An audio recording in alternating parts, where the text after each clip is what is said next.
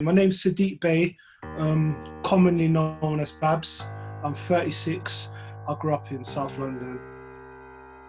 The environment I grew up in, being a criminal was like, it's a culture.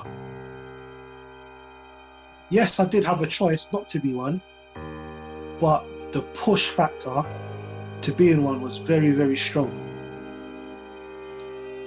From a world where if you're not a certain way, the chances of you being a victim is very high. So I remember growing up in an environment where you can't have anything unless you can look after it. You can't have a new moped. You can't have anything before it's time. You can't have a chain. You can't have a chops. You can't have a new phone. These are things that if you can't look after it, it will get taken off you.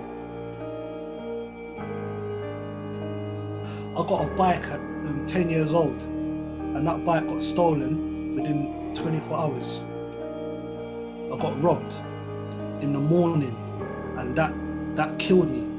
That killed me. That was something that I said will never happen to me again. Never. You know, it traumatized me. That was probably like one of 3 things my dad's ever bought for me, and it didn't last 24 hours. So what's the alternative? I'm just going to be a victim for the rest of my life. No chance.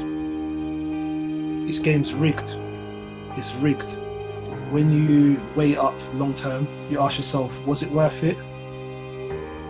It's not a fair exchange for the pain that you're going to feel. You are going to lose friends.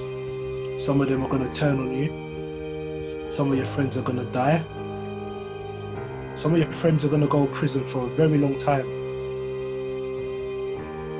When the dust is settled, you're lucky if you end up with an expensive watch, nice car, and a pretty girlfriend just to show for it.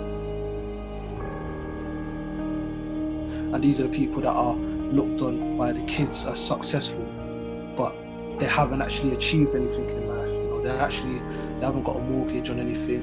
They haven't got their name in company house associated with anything. They've literally just got a few holiday pictures. People might look like they're happy, but it's all for show.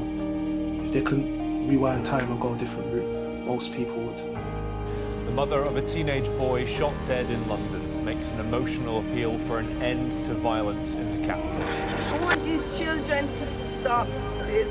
Stop. I can pinpoint quite a lot of times in my life where if I didn't go down that road, I could have been something else. The probability of success is lower where we're from, and that's not always our fault. I've got friends whose mothers were drug addicts, prostitutes, dads are not around, and they are still decent people. Despite the things that they've got up to, they're generally not bad people, but I can't blame them for some of the decisions they've made at a young age that has had a ripple effect for the rest of their lives. Because a lot of the mistakes we make are while we're young and we're not as informed as we are now. I think if someone is genuinely reformed and is trying to change, why shouldn't they have an opportunity to make something out of their life? Most of the people that are associated with the AP Foundation are coming from that cloth. You know, people like myself, Stephen Graham, Marvin Herbert, we've all been out here, we've all done the worst things out here, and we're trying to make a difference. People like us have an insight view and understanding. You know, it's not just from an academic perspective. We've been out here, we've felt the pain. So when we're talking to people that haven't made that transition, we can actually show them that there is an exit strategy, and it doesn't always need to be you working in a warehouse or stacking shelves in Tesco. You can actually carve out a successful career